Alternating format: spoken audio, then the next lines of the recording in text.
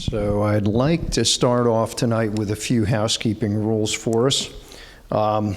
Everyone, if you haven't already, please silence your phones if you'd be so kind. And I want to remind you that our program tonight is going to be recorded.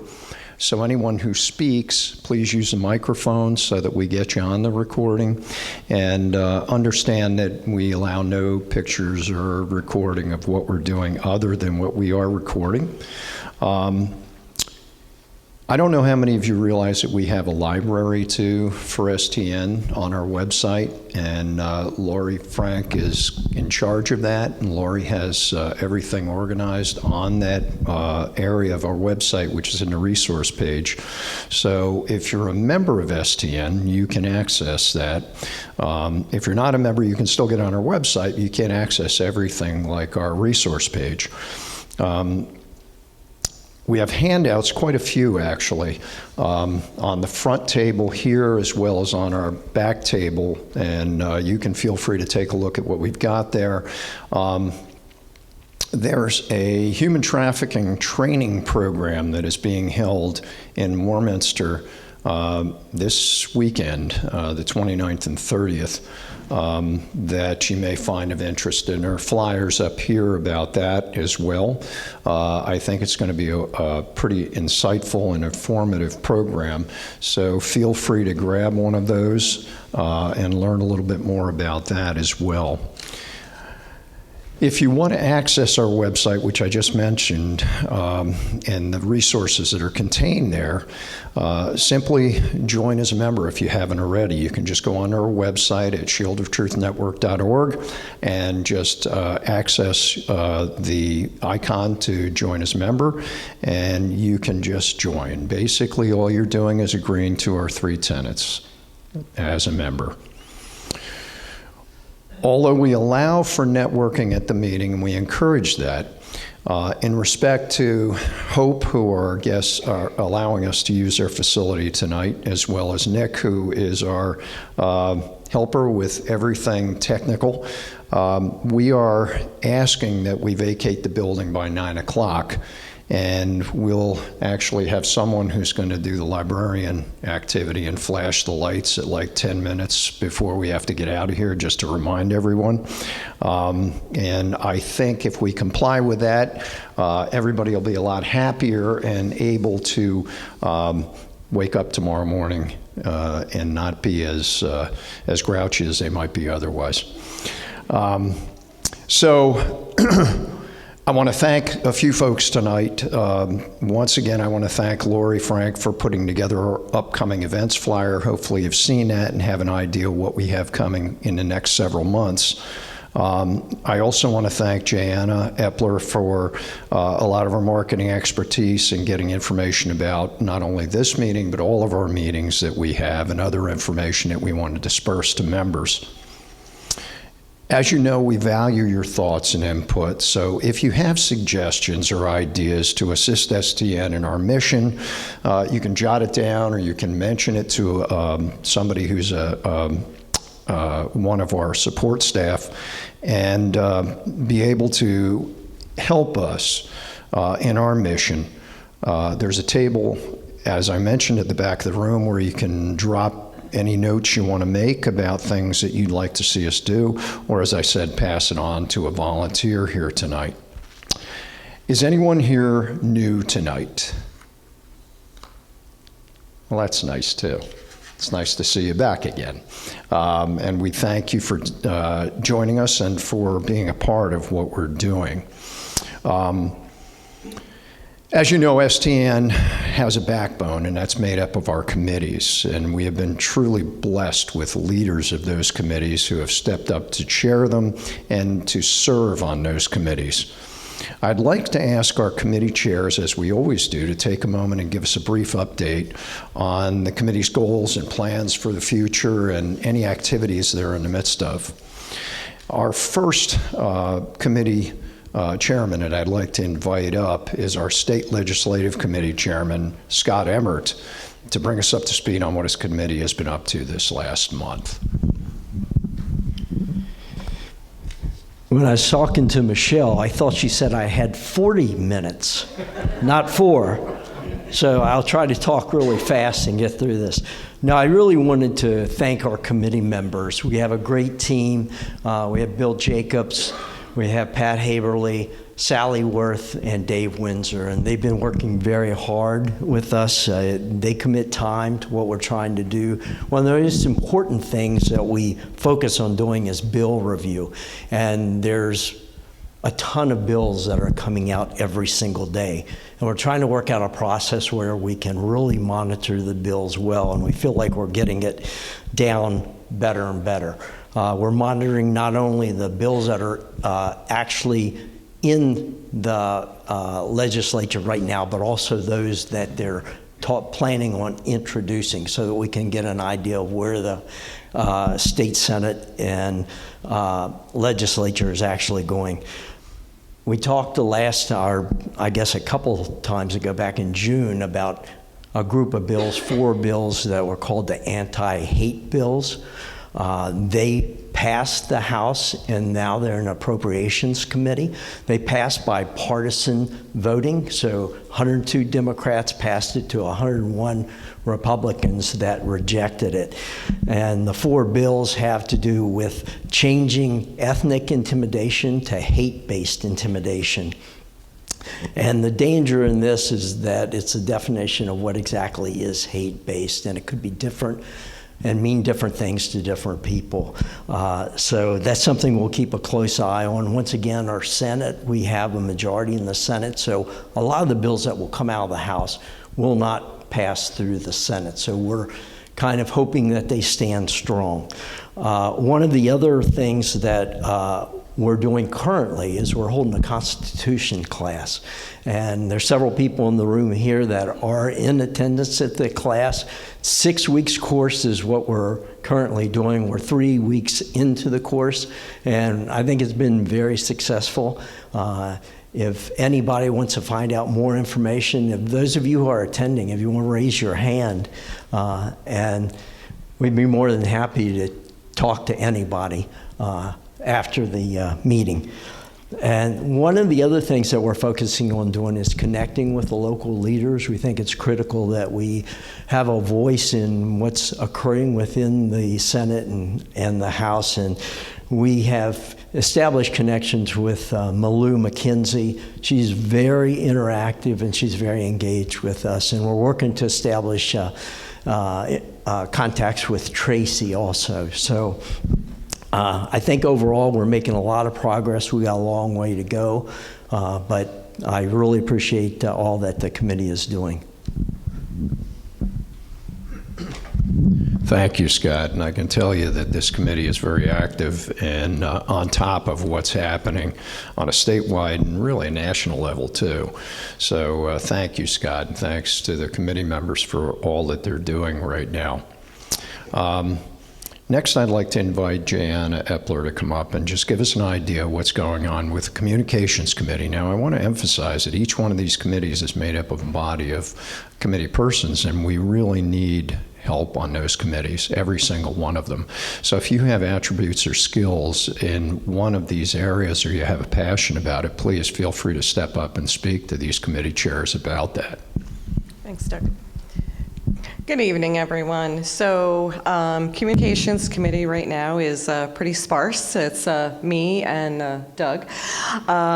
So we are now finally at a cadence where we're getting the monthly meeting notices out. We're getting the president's message out on a regular basis. There's a lot more we would like to do, obviously, with our other committees. As they have stuff they want to communicate, they reach out to us and we do our best to get that out in a timely manner. So really, we want to step up our communications. We want to keep our members informed, and we need more help to be able to do that instead of just minding the store like we're doing now. So if you have any ideas, suggestions, want to help, please reach out to any one of us. Thank you. And I have to say that Jayana mentioned me as a committee member, but Jayana does the bulk of the work, believe me. I'm known for being a good delegator. So Jayana gets a lot of things delegated her way, I guess. Next, I'd like to ask Michelle Morey to come up and give us an idea of what's going on with the Events Committee. The Events Committee is basically who puts everything together that we do, including these meetings, and they have a lot in the pipeline right now, I know. Thanks, Doug. Okay, so not much different from what I told you last month. We have October meeting, should be really exciting. Get people here. This is going to be a good one. We're going to have political candidates, all 5 of the Upper Perk School Board people that we have been here before, which is Mike Long, Trina Scharschmidt, John Gaiman, Sarah Bieber, and Liz Fluke. The 2 Montco Commissioner candidates, Liz Ferry and Tom DeBello, as well as the Montco Sheriff, Ed Moy.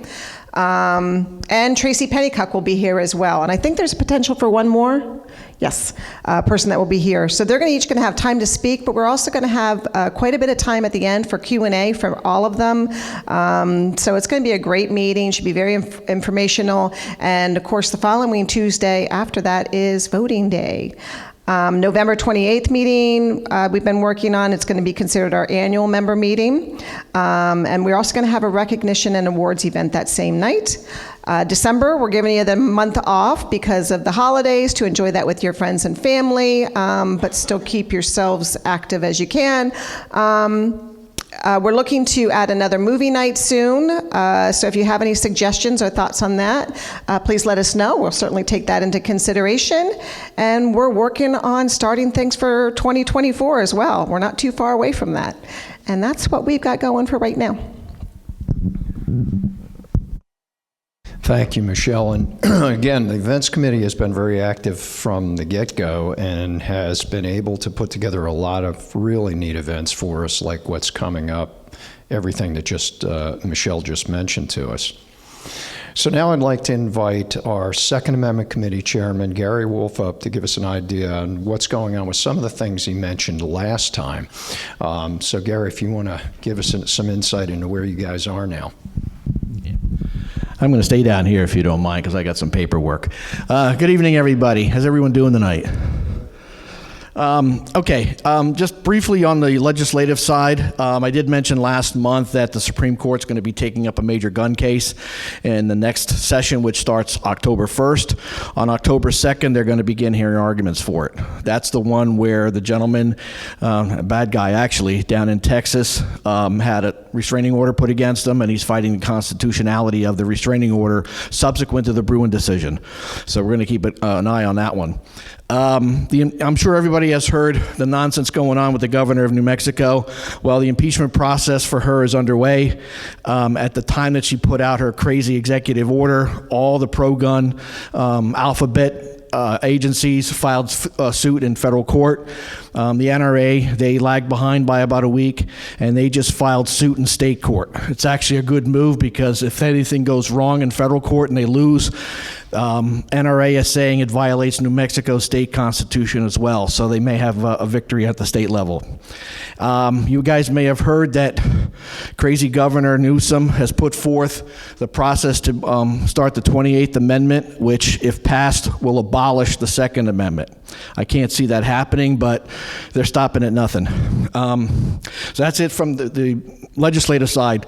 The gun raffle is proceeding nicely. We just got the proof for the tickets. They'll be printed up in a day or two, and they will be made available for the October meeting. Okay.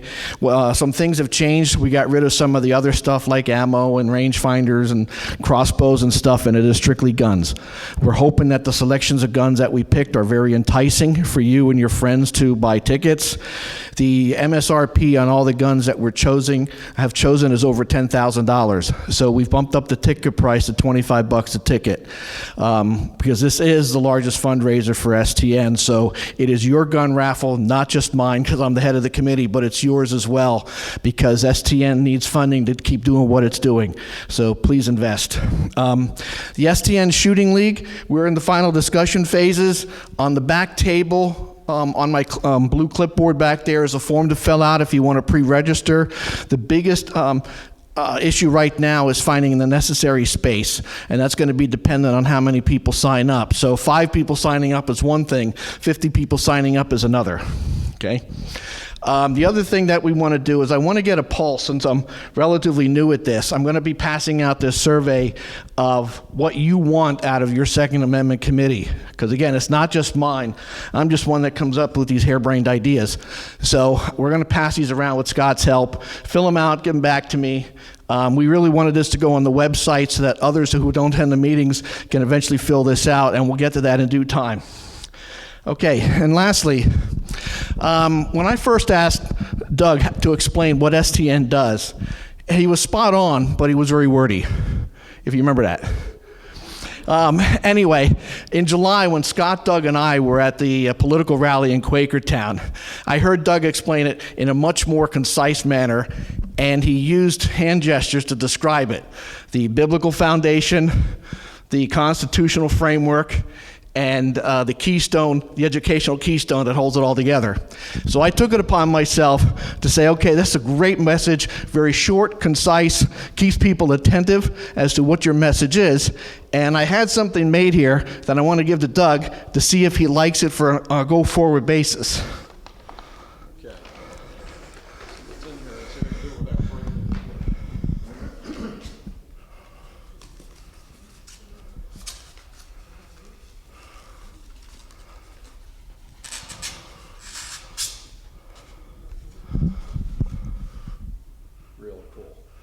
Really cool. So I don't know if you guys can see this. Nick, can you see this? It's got basically everything that we do. It's got the biblical foundation on the bottom.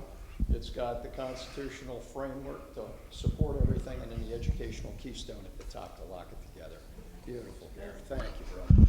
Appreciate it. So if you think it's worth going forward to that and making that available to the membership base, let me know.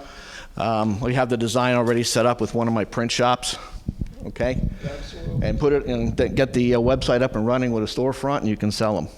Well, I'll tell you, this is what it's all about, right? This is really what STN is all about, the passion and the engagement. The passion and the engagement with individuals like Gary and Scott and Jana and Michelle. This is what makes STN what it is. And, you know, Gary took this upon himself. I didn't totally agree with his first comment about how he's verbose. Do you think that's true, Michelle? Oaks was a little challenging just to get him to come over. But that's really what we're all about, and that's why I feel it's critical that we understand and emulate those three core values that we base this entire organization upon. So I think at this point I better figure out where I am.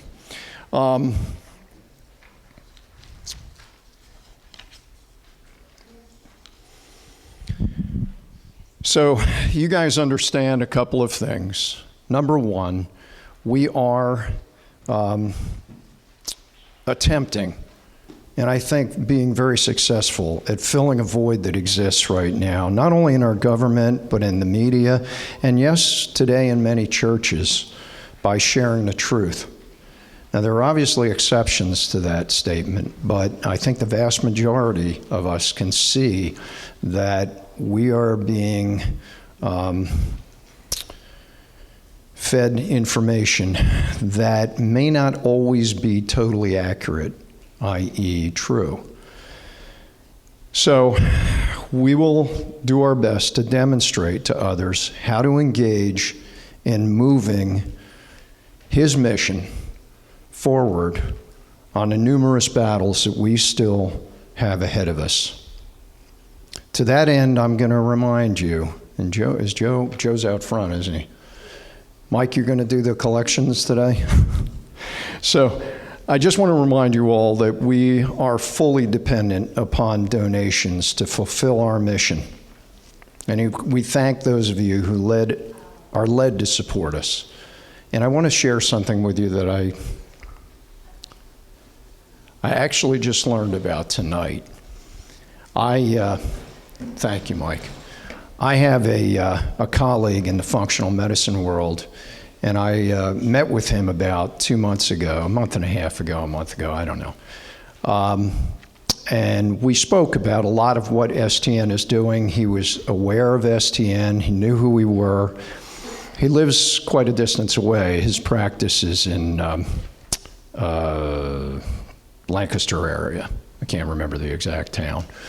But he is so impressed with what we were doing and so discouraged with what's occurred in his church and how they're kind of bending to the wishes of those who are complying with a lot of what has gone on. He saw what went on through COVID and how the church just shut their doors, and he was very discouraged and has been since.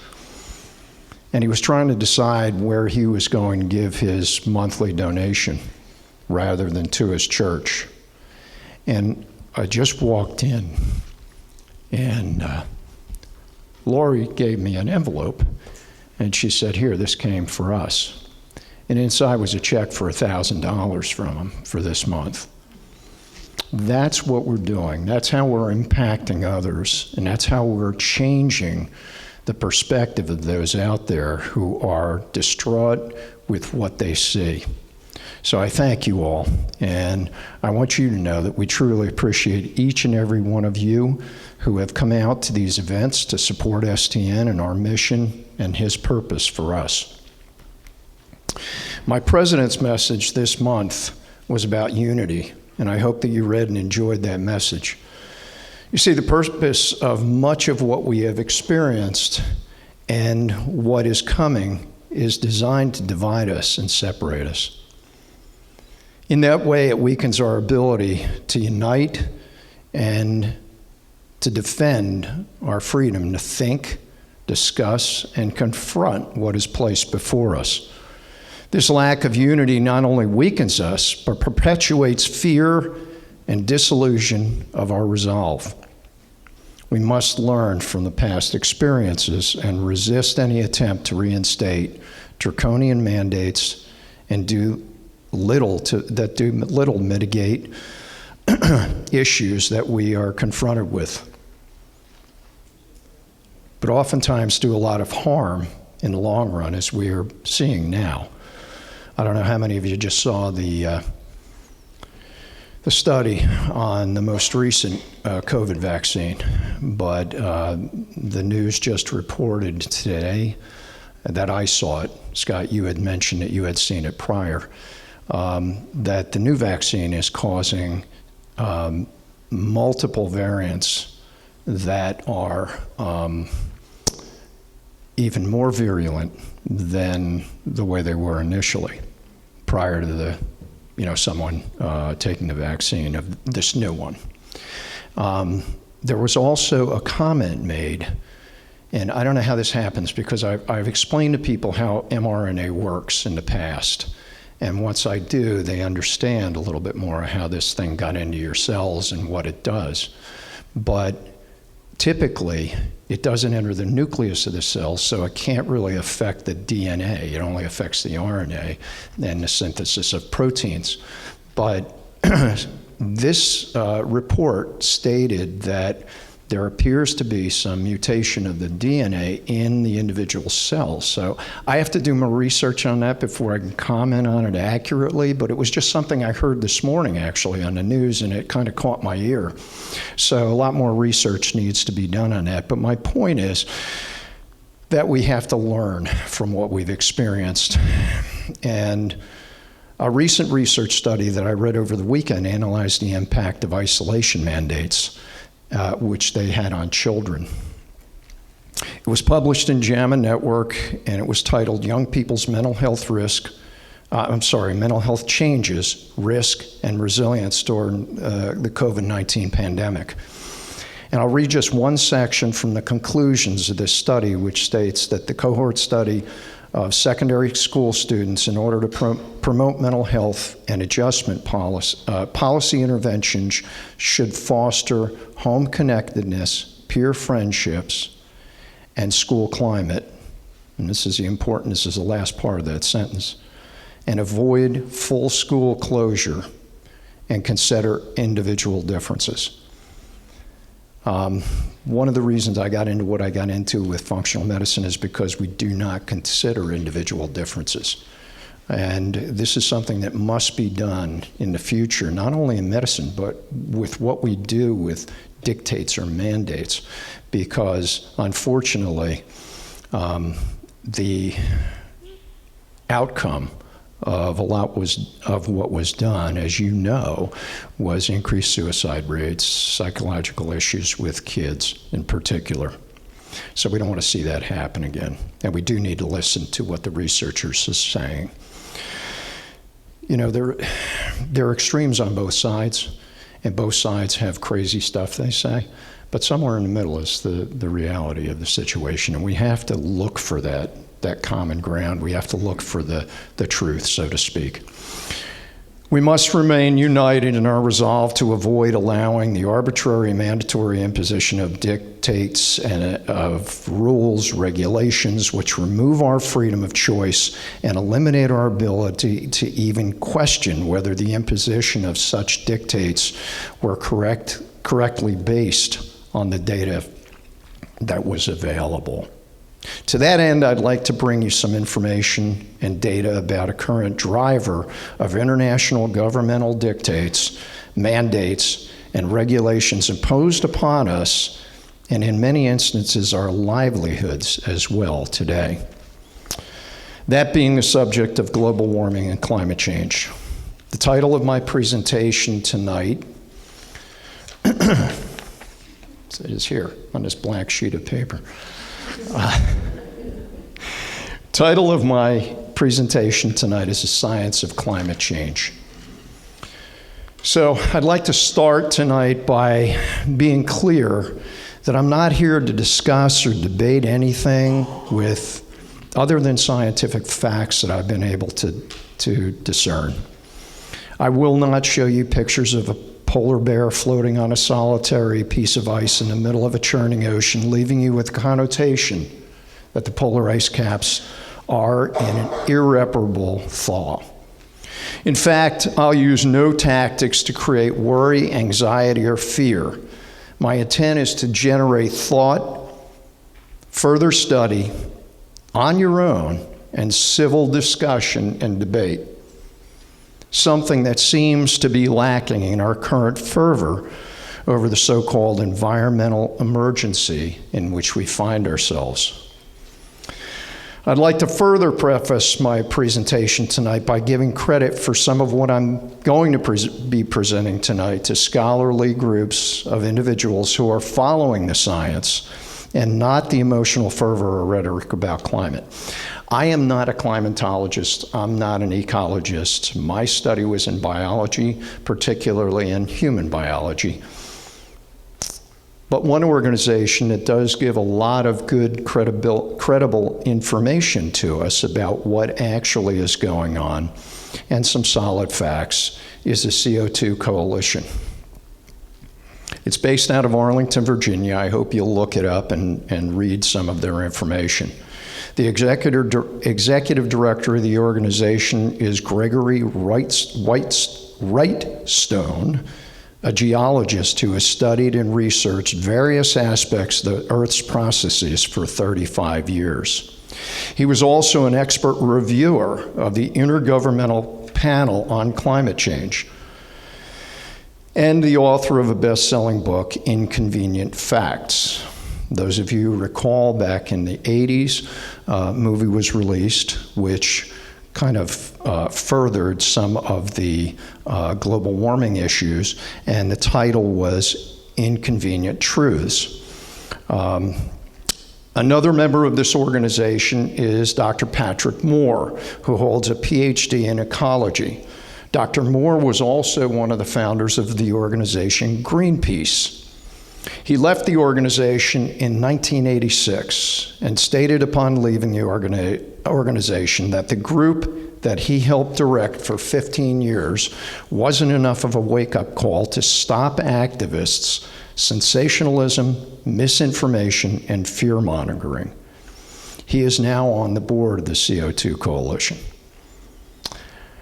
I think that early 20th century journalist H.L. Mencken said it well on his satirical quote, "The whole aim of practical politics is to keep the populace alarmed and hence clamorous, to be led to safety by menacing it with an endless series of hobgoblins, all of them imaginary."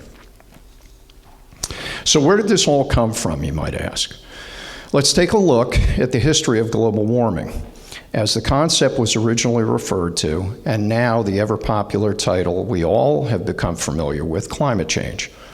The term global warming was first used in 1975 in an article published in the journal Science by Wallace Smith Brocker titled, "Climate Change, Are We on the Brink of a Pronounced Global Warming?" Dr. Brocker hypothesized that the Ice Age's rapid fluctuations in temperatures had been caused by what he called a thermohaline circulation. Essentially, heat moving up from the equator and reciprocal cold water moving down to the equator from the poles. He later named this the Great Ocean Conveyor. This conveyor functions constantly to cause climatic changes in temperature. However, Brocker hypothesized that through a series of events, in his estimation, would cause elevated carbon dioxide levels. The conveyor would be shut off by these elevated levels of carbon dioxide and cause more rapid fluctuations in temperatures than what we would normally have through the conveyor.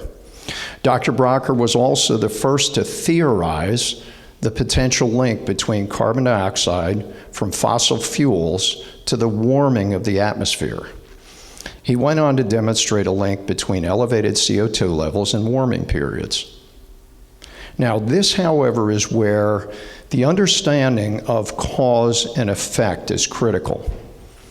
As you'll see from some of the information I will be presenting, we must consider whether the rise in CO2 caused the warming effect, or if the natural warming of the environment caused the rise in CO2 levels. And I'll explain that in a minute.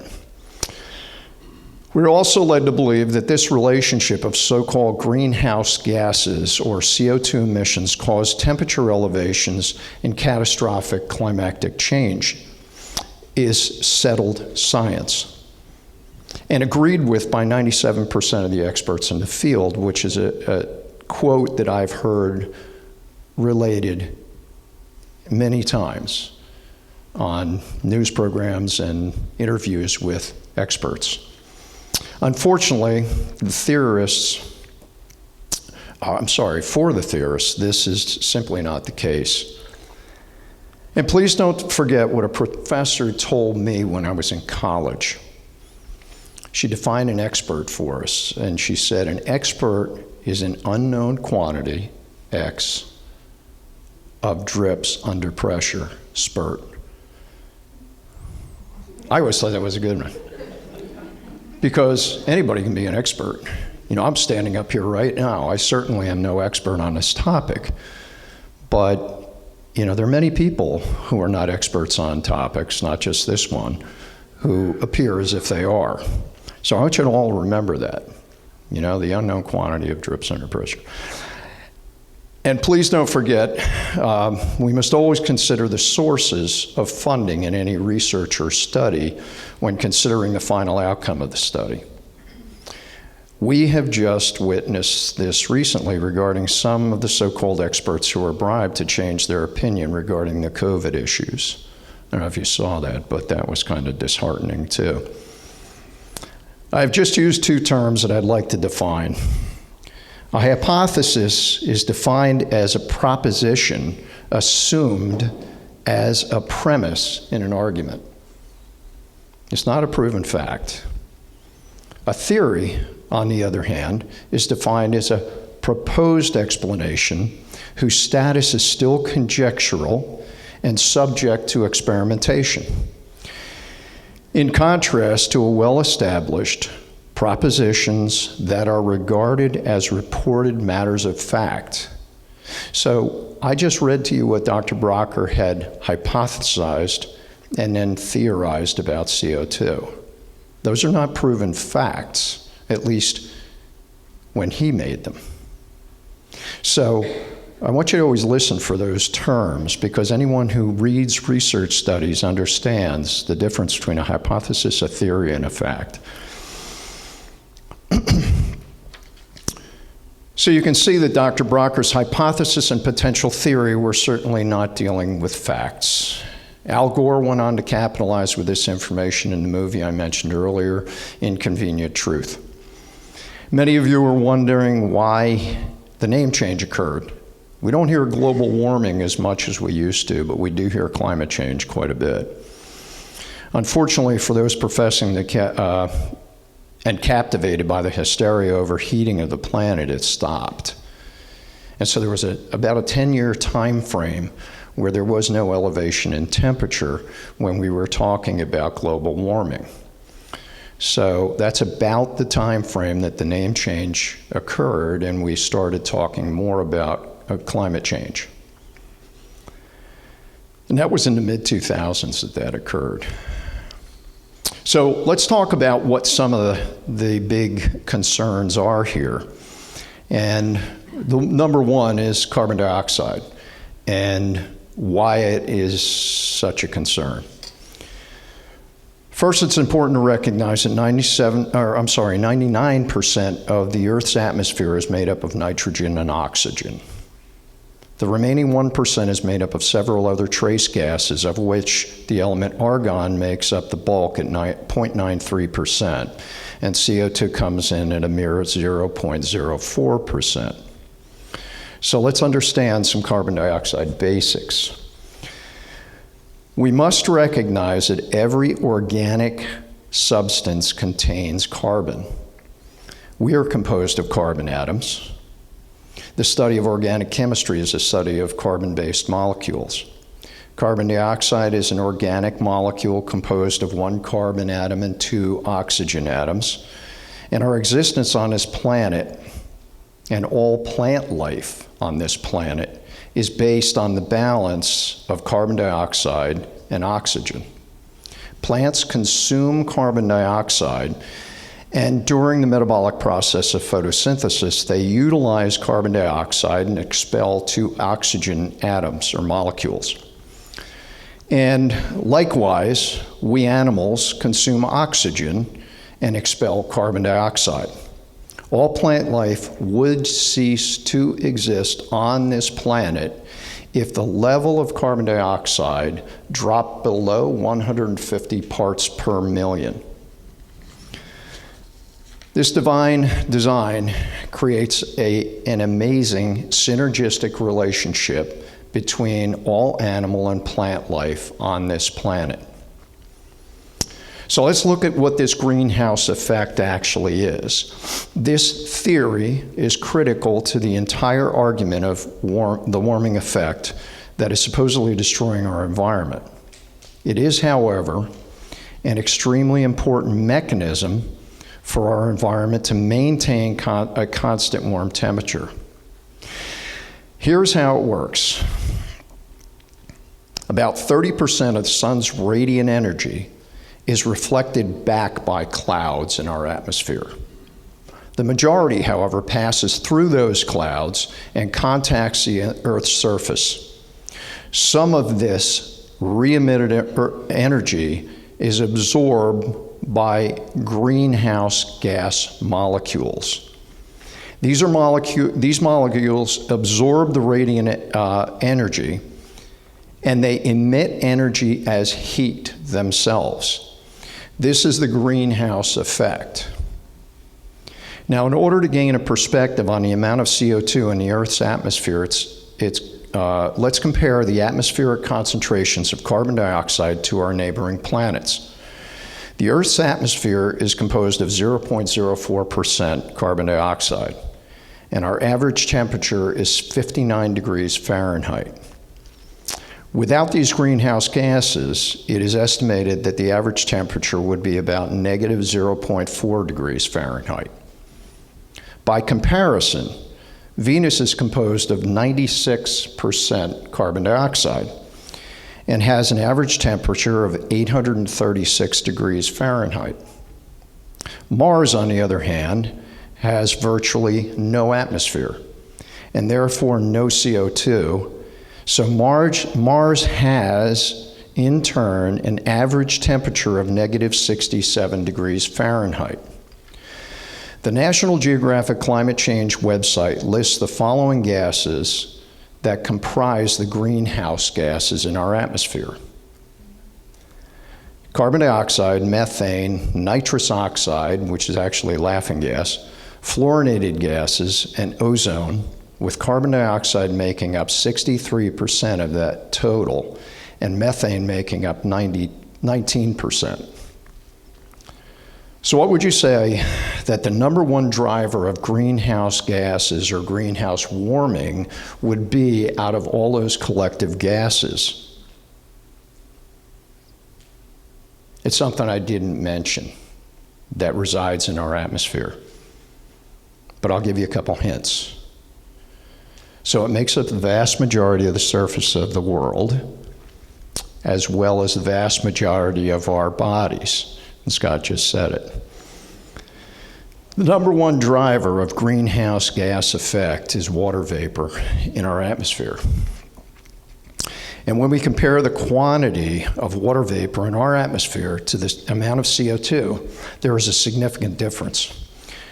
Water vapor makes up 90% of the atmospheric contribution to the greenhouse gas effect, while CO2 comes in at a mere 6%, and methane a minuscule 2%. Along with other greenhouse gases, these percentages are not refuted. In fact, they are agreed to by those on both sides of the issue. Unfortunately, there's no agreement as to how much of the impending warming has been or will be man-made.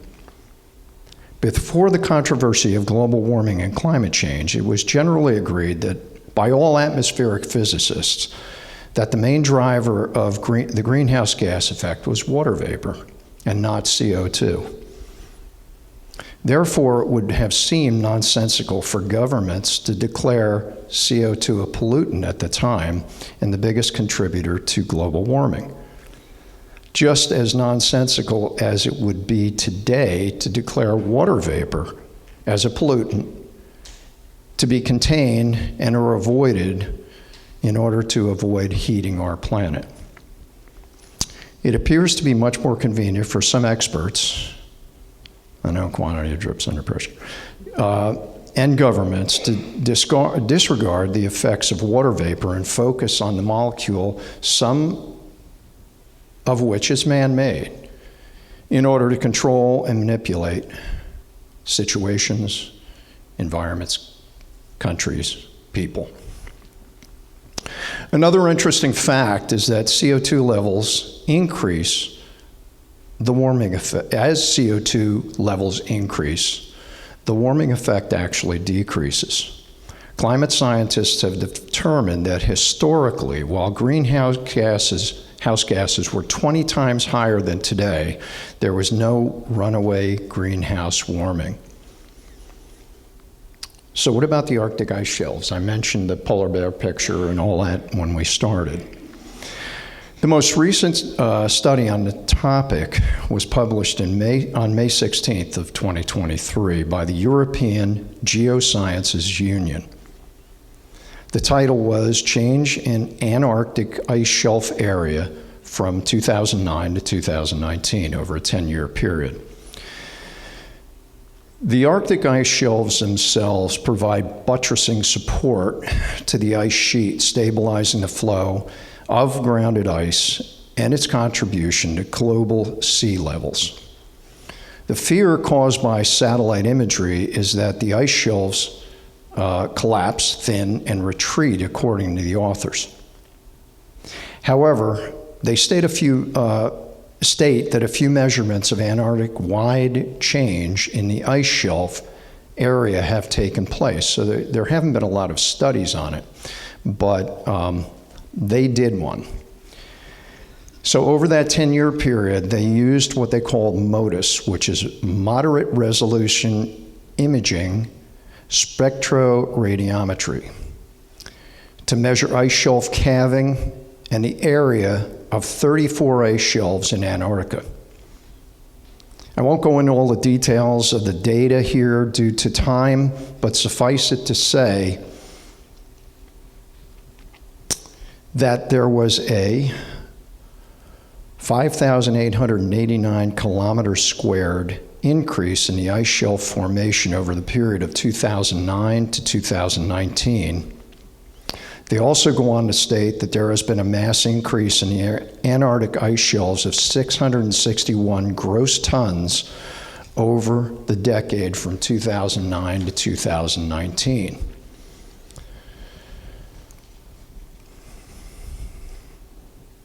So the three big offenders in this whole carbon dioxide situation and the cost. Three big offenders that you all hear about are carbon emissions from coal, oil, and natural gas. One that you don't hear about, which has been a large producer of carbon dioxide, is the cement industry, believe it or not.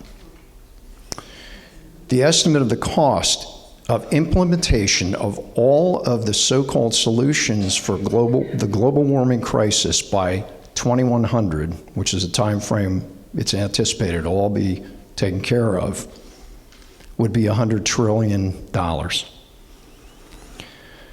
So an individual named Dr. Bjorn Lomborg researches the smartest ways to do things. With his think tank, the Copenhagen Consensus, he has worked with hundreds of the world's top economists and 7 Nobel laureates to find, promote the most effective solutions to the world's greatest challenges, from diseases and hunger to climate and education.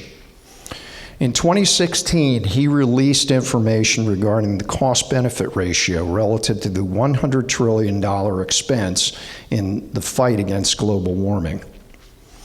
Their findings indicated that the effect of the process would result in a reduction in temperature by 1/6 of a degree, or 0.031 degrees Fahrenheit reduction in temperature for $100 trillion.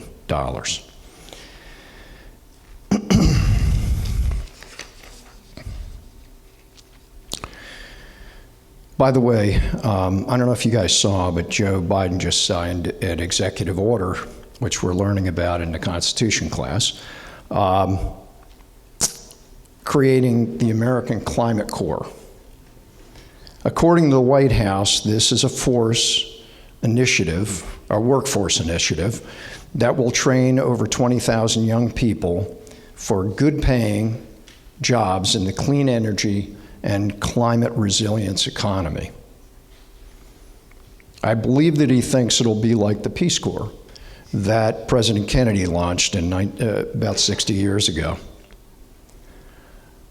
My hope is that Congress will look at this, since they hold the purse strings for everything, and maybe give it a little more speculation, skeptical eye, a little more introspection for everyone to see why it's necessary to indoctrinate, in my opinion, 20,000 young minds to believe that the direction that we are heading, in light of the facts, may not be quite as prudent as they are being led to believe.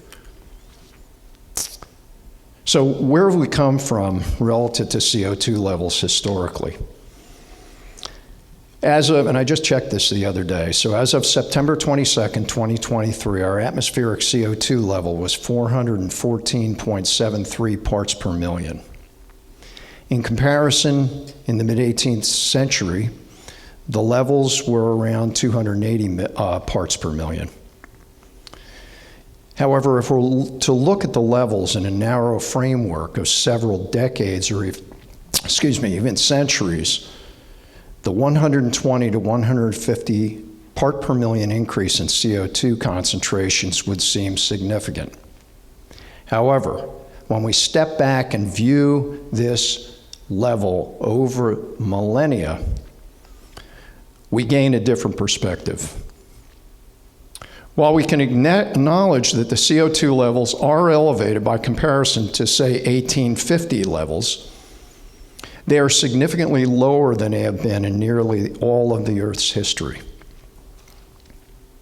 In reality, many environmentalists and climatologists believe that the comparatively low CO2 levels that we are experiencing today are actually starving trees and plants of food that they need to achieve full growth potential through photosynthesis. To gain a better perspective of where we have come from, we need to go back thousands of years. Now, how are we going to do that? How are we going to know what CO2 levels were thousands of years ago? In order to get an accurate depiction, scientists have used ice core samples from Greenland and Antarctica. Air bubbles that are tracked in the ice cores are used to determine how much CO2 is trapped in the ice in these air bubbles. This gives us an accurate method of detecting levels of CO2 historically. Cores from Antarctica date back 800,000 years, and cores from Greenland date back 128,000 years. These are the previous interglacial periods, so periods between our ice ages. By the way, we are currently in an interglacial period. And something else to ponder is this. Historically, interglacial periods last about 10 to 11,000 years. We are now 10,000 years from our last glacial period in our interglacial journey. So the ice core samples from Antarctica dating back 100,000 years indicate that CO2 concentrations decline during glacial periods and rise during warmer interglacial periods, which, as I noted, we are currently in right now. In these ice cores, however, we also see there was a relative rise in CO2 levels of about 120 parts per million during the pre-industrial period, indicating that this particular rise during our current interglacial period may have been a normal event. During the last 4 ice ages, the levels of CO2 dropped significantly. As a matter of fact, during the end of the last ice age, our levels of CO2 dropped 182 parts per million to 182 parts per million. So that was the total level of CO2 at the time. Remember what I told you earlier, and this is a fact that's irrefuted by anyone in the climatology field. Once we get to 150 parts per million and below, all plant life dies. It won't exist. So we're pretty close at 182 parts per million. So when we analyze the data over the last 11 geological periods, we see that levels of CO2 far exceeded current levels. In the Cambrian period, the levels of CO2 were 5,000 parts per million. During the Cretaceous period, levels were about 1,800 parts per million. In our current Quaternary period, which is what we're in now, levels fall far below all other geological periods. Unfortunately, the non-scientific tipping point, in my opinion again, for CO2 levels proposed by the climate extremist was absolutely not based on scientific data. But the assertion is that 400 parts per million is the tipping point. We go beyond that, and we're going to fry, or whatever is going to happen to us. This is in spite of the fact that CO2 levels were many multiples of this level during virtually all of Earth's history. One additional interesting fact to consider. It was Nicholas Theodor de Saussure, a Swiss chemist and student of plant physiology who studied phytochemistry, as well as being a pioneer in the advances in knowledge regarding photosynthesis, who first related concentrations of CO2 to plant growth. In fact, the biological change section of the non-governmental International Panel on Climate Change notes that the benefits of higher CO2 concentrations in relationship to the production of the world's food are listed. They list CO2 levels relative to production of food. Included here are the faster growth plants with less stress and less water, the stimulation of growth of beneficial bacteria in both the soil and water, bigger crop yields, again, with elevated CO2 levels, and less soil erosion due to more plant growth, to name just a few benefits. So historically, the higher the CO2 levels went, the more food we had, the more profit we made, the more plant growth we had on the planet. So, where is the idea of climate change coming from? The organization creating these opposing views to mine in particular on climate change is the International Panel on Climate Change. This panel was created by the United Nations and has a purpose to advance scientific knowledge about climate change caused by human activities. It was established in 1988.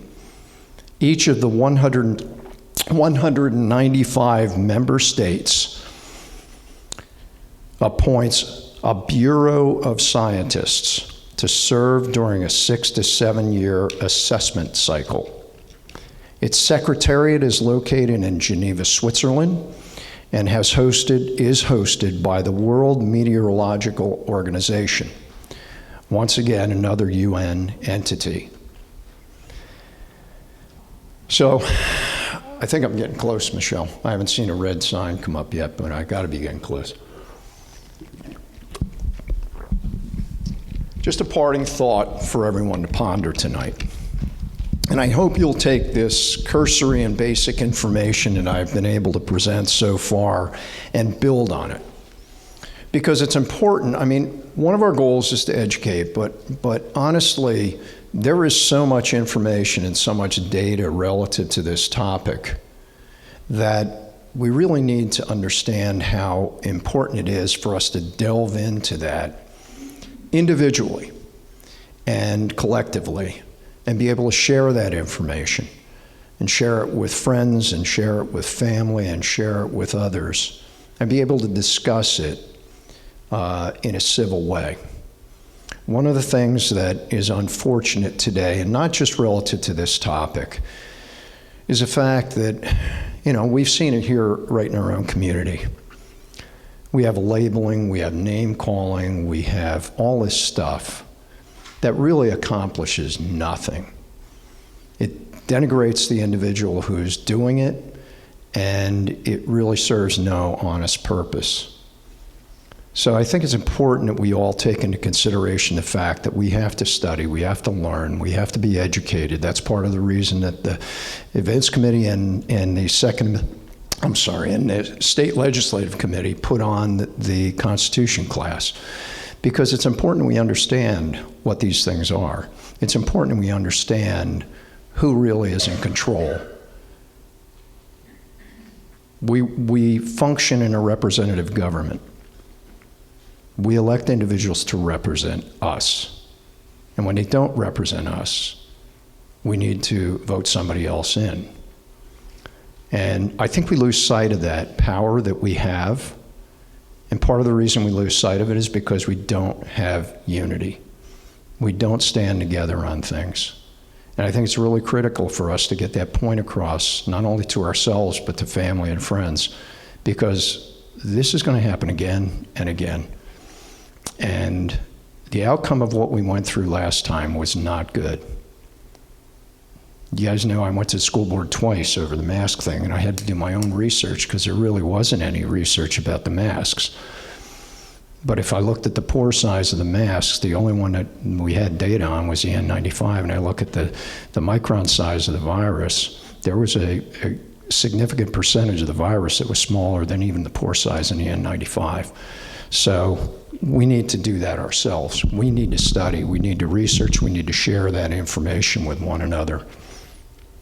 Our goal with everything we do with STN is to stand true to our core values, and I've mentioned that a number of times tonight.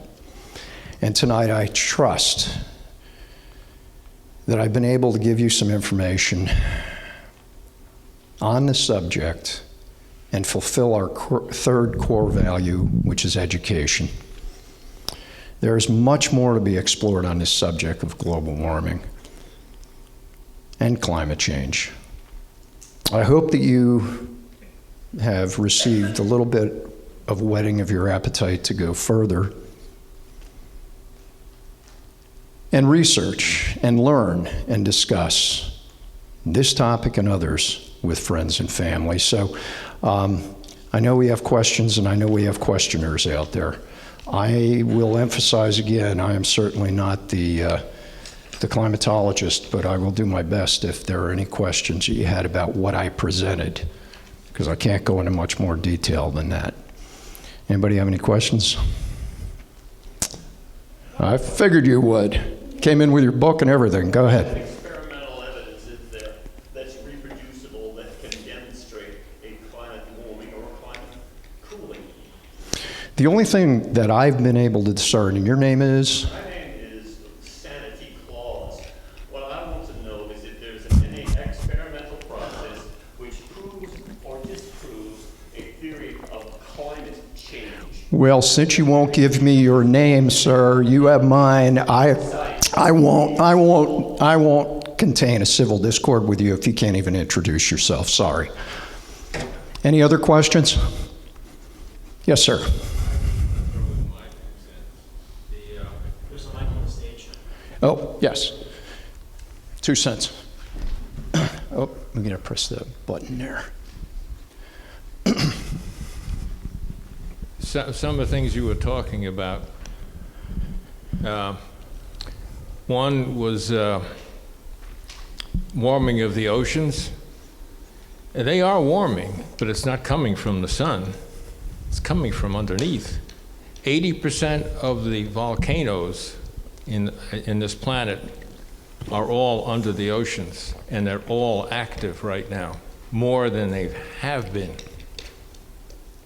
So that's why you have that situation. It's not so much coming from the sun or CO2. And let's see. The other thing too, like they show you at Antarctica, I've seen, they stage this thing because down there during the winter time, the ice does move out off the island itself. And it starts actually freezing on the ocean around it. And nobody tells you that, and they show you this picture here. Look at all this stuff, and then when it starts to thaw in the spring and summertime, it all recedes again. And they usually give you the photographs of it all falling apart when it's the normal climate change is melting it. And then tell you, look at it, it's all melting away, we're losing it. Now, before my friend over in the corner here, Santa Claus, comments on that, I want to say that that wasn't a question, first of all, and secondly, I have nothing to prove or disprove what you just said. So, I think, again, if we have references, as you were just talking about, and data, that's fine. About that. Those are not my words. Don't put words in my mouth. Well, okay, I won't put any words in your mouth. But it's important that we are clear with, the data and the information. And I appreciate that. I don't know how factual it is or unfactual, but it could be. You'll see it, it's there, Any other questions? All good? Yes, ma'am. You talked about the 3 big offenders I missed the third one. First, carbon emissions, and then 2, cement industry. Yeah, so there are 3 that are usually referenced. One is coal. The second is petroleum fuel, and I got to go back and look at my notes because all I can think of now is cement industry. Natural gas. Thank you. Somebody was listening better than I was. Any other questions? The question is just a compliment that you were just very neutral. You didn't say one was truthful or the other. Just very neutral, very nice. Well, I appreciate that, and that's part of the reason I didn't want to get into a debate with Santa Claus, because it was just going to be a battle, and I'm not going to do that, you know. So, you know, the bottom line is, if you guys have the opportunity to research more, to study more, and to discuss more with others, I think that's wise. I think that's what we need to do. Civil discord is important, and ability to not, you know, interrupt and stand up in the middle of something. And I would appreciate it if you'd take a seat, buddy. Here comes my friend to help you. I'm leaving because I'm not ready to speak. I'm being insulted, but I don't want to lose your own discretion or courtesy. Have a great evening. You get that one down, Randy? That was a surprise to you? Good. I'm glad. Now, let's not cast aspersions based on appearance. You know, Joe's out there. Okay, good. Everybody keep their eye peeled in the parking lot, right, Gare? Thank you. Susan? Yeah, concrete manufacturing facility. Someone, I think maybe here tonight that knows more about than I. Yeah, who used to work in the concrete manufacturing, cement industry. And so, do you know more about that? Yes, I've worked 40 years in the cement industry, and of course, cement is one of the largest producers of CO2. It's part of the process. You can't avoid it. For every ton of cement one produces, there's 0.8 tons of CO2 going out through this chimney, and you can't change that. But the whole idea today is and another thing that's interesting, all this has to do with money. If you follow the money, you'll figure it out. The politicians are after the cement industries, who happen to be private in practically every country in the world. You'll never see a government-owned cement plant because they can't get that to work. If you give the government the Sahara Desert, they'll run out of sand, if you know what I mean. So, and they're after so much so that even these big cement companies we have here in the Lehigh Valley, for example, Heidelberg Cement isn't Heidelberg Cement anymore. They're called Heidelberg Materials, because they know that by 2030, everyone will be at their doors asking for money. They've created difficulties to sell facilities. I wish I had to pay taxes in ppms, you know, parts per million. Because imagine, 0.05% is what you have as cement. Let's say it's CO2 in the world. What's 0.05%? I wish those were our... No, it's 0.04 or 5. You know, it's in parts. They have to put it in parts per million to make it 500 to make it sound big or something like that. No? And scary. No?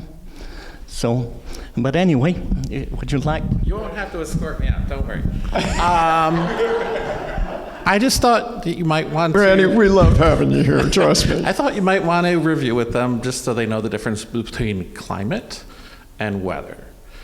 Because no matter how they're looking at the data, there's a difference between, oh my gosh, it's hot outside. There was the fellow who went to the Senate one time, and he held up a snowball, and he was like, there is no global warming. And it's like, well, no matter how you're looking at it, you know, did you want to tell them about climate versus weather just a little? Well, you know, weather is what we experience. So, like Barry was saying, you know, it rains, it snows, it's, you know, yucky out today. That's all weather. But our climate is much larger than that. And Barry, if you feel I'm misstating, you feel free to step in. Our climate is really a much larger concept than the weather we experience here. There are climatic changes atmospherically, there are climatic changes above our atmosphere. And so, you know, the climate is geographical as well. So there are certain changes that will occur at the equator in the weather that won't occur here. Am I doing a fair job? So, you know, when we look at climate, it's a much larger thing than the weather that we experience today or tomorrow.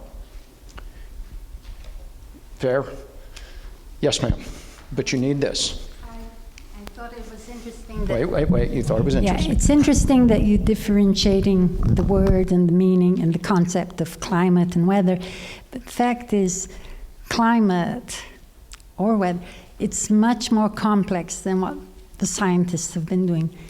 You mentioned the vaccine, and people reduce their bodies to a system which is they know very little about.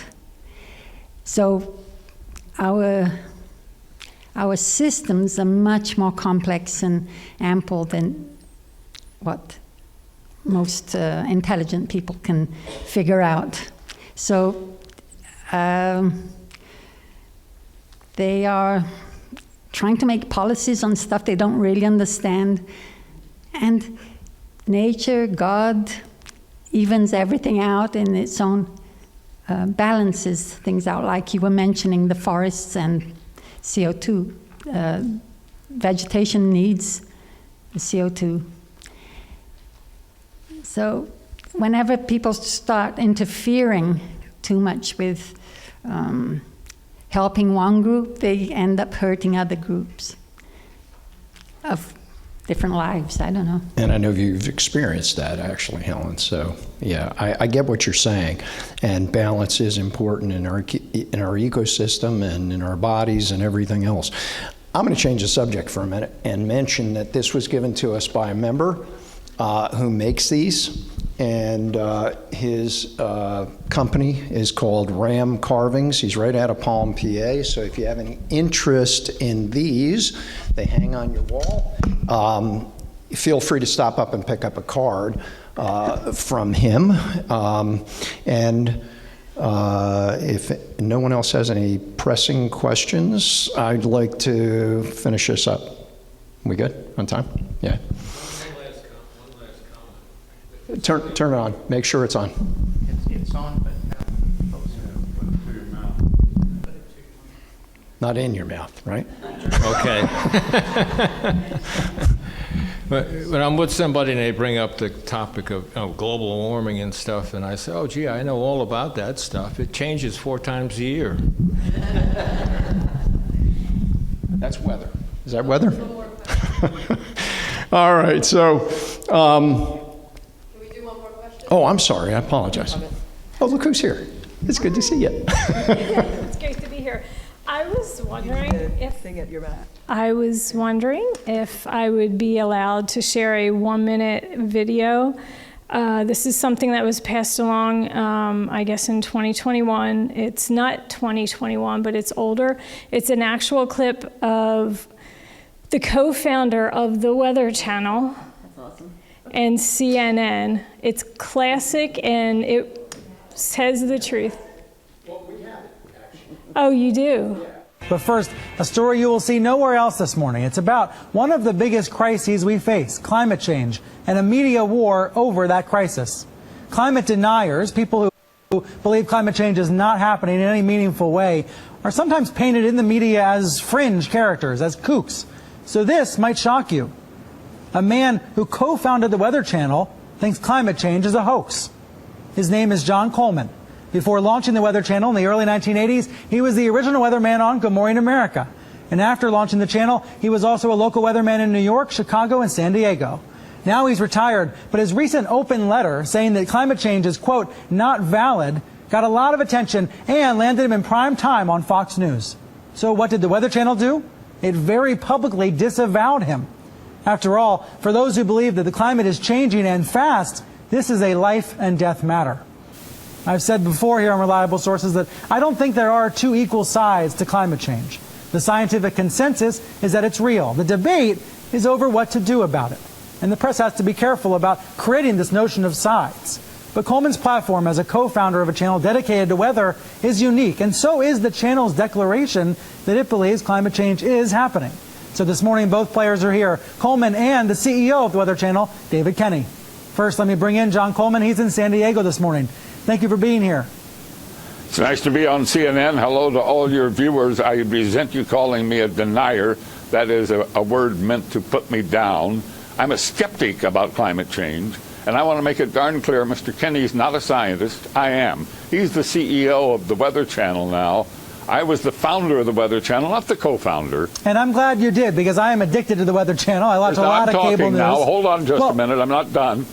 And CNN has taken a very strong position on global warming that it is a consensus. Well, there is no consensus in science. Science isn't a vote. Science is about facts. And if you get down to the hard, cold facts, there's no question about it. Climate change is not happening. There is no significant man-made global warming now. There hasn't been any in the past, and there's no reason to expect any in the future. There's a whole lot of baloney, and yes, it has become a big political point of the Democratic Party and part of their platform, and I regret it's become political instead of scientific, but the science is on my side. I don't think we're going to come to a conclusion about the topic right here. What I do wonder, though, is when you see... because you wouldn't allow it to happen on CNN. But I'm happy that I got on the air and got a chance to talk to your viewers. Hello, everybody. There is no global warming. What I do wonder is when you see the government, when you see NASA, when you see other institutions say that 97% of climate scientists agree, do you think they're making it up? What I don't understand is how you square that. Well, that's a manipulated figure, and let me explain it to you.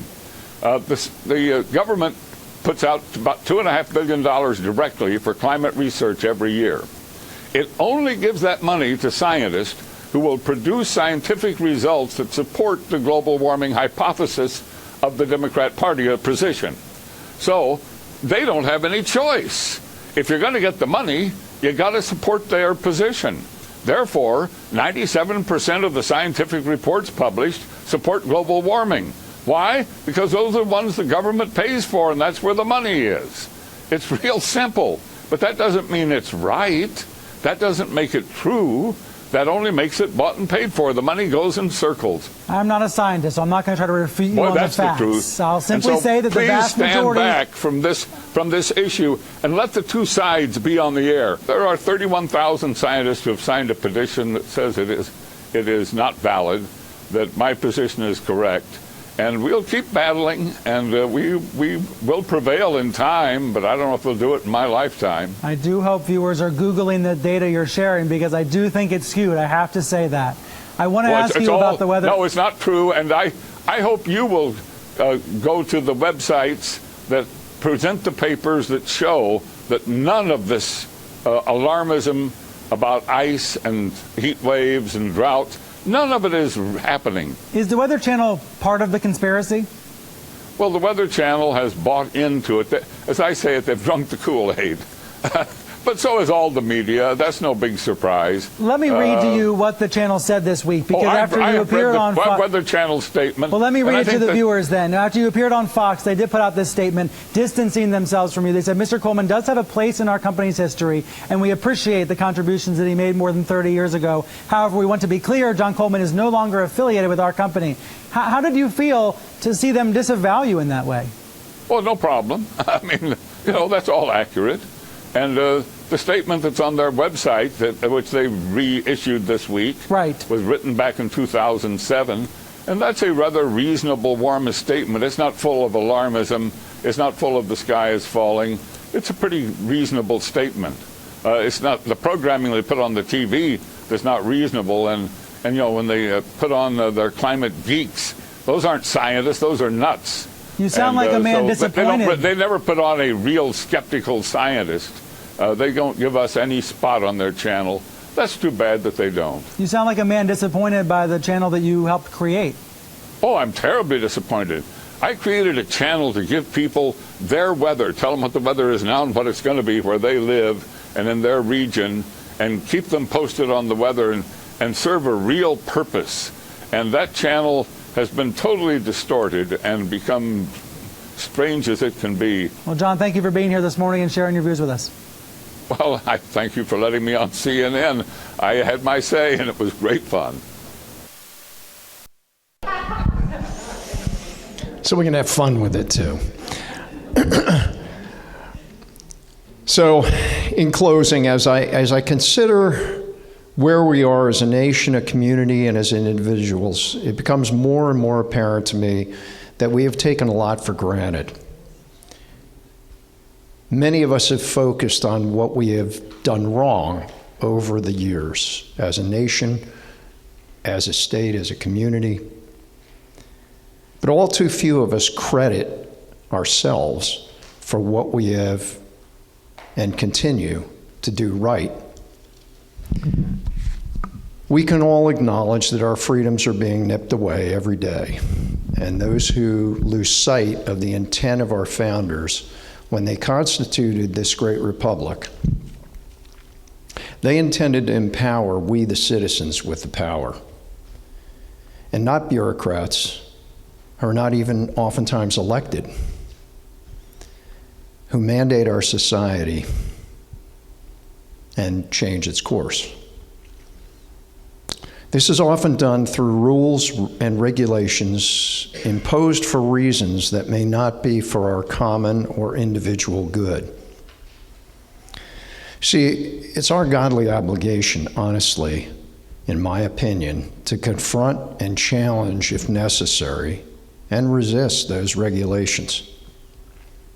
The civil disobedience techniques that we saw employed by Gandhi and MLK were effective when all else failed. It's not necessarily the first line of defense, but it is a line of defense for us, and actually offense. Certainly not recommending these techniques be employed right away. Now we have to confront and challenge those who these mandates and regulations who are placing these mandates and regulations upon us. And we must do this in unity, as I said earlier. These organizations, such as ours, create strength and unity. Believe me, my friends, we have not seen the end of mandates, and whether it's due to a virus, climatic emergency, or some other challenge to our way of life, it is coming. And we need to prepare for it. That means being able to communicate factual information and act on it together. Understand that there is a lot of non-factual information. It's spewed out by both sides, as I said earlier. And this applies to every issue we confront. The challenge is teasing out the facts and the truth. And we often find that at the end of either extreme of this spectrum, there's money and dollars involved. I don't care which side it is. We are not called to stand on the sidelines and patiently wait for divine intervention to come and solve all these problems. Now, He's placed us all here at this time for a purpose, His purpose. And we will work to spread the truth and light to those who are feeling left out and isolated. I want you to remember this month, this year, and for the rest of your life, that the Bible is filled with commands to be courageous. Actually, there are 365 fear nots in the Bible. Somebody counted them. I don't know who, I didn't. But there's one for every day of the year. Here are just a couple for you to ponder as you're challenged by your employer, your family, your friends to comply with the upcoming arbitrary dictates or mandates. Joshua 1:9. Be strong and of good courage. Do not be afraid, nor be dismayed, for the Lord your God is with you wherever you go. And from 2 Timothy 1:7, for God has not given us a spirit of fear, but of power and love and of a sound mind.